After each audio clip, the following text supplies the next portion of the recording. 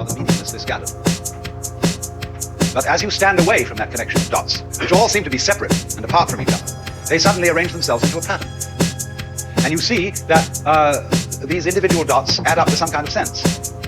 Now you'll see at once from this illustration that maybe you, when you take a myopic view of yourself, as most of us do, but you may add up to some kind of sense that is not apparent to you in your ordinary consciousness. When we examine our bloodstreams under a microscope, we see there's one hell of a fight going on.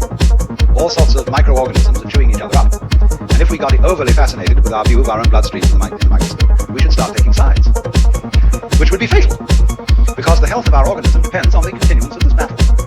What is, in other words, conflict at one level of magnification is harmony at a higher level.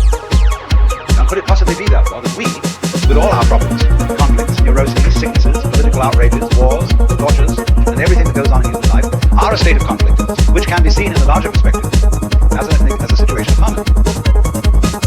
Well, it is claimed, you see, that some human beings have broken through to that vision, that they've slipped somehow or other into states of consciousness where they see the apparent disintegration and disorganization of everyday life as the functioning of a totality, which at its level is completely harmonious.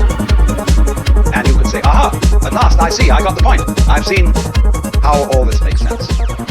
But what this insight depended upon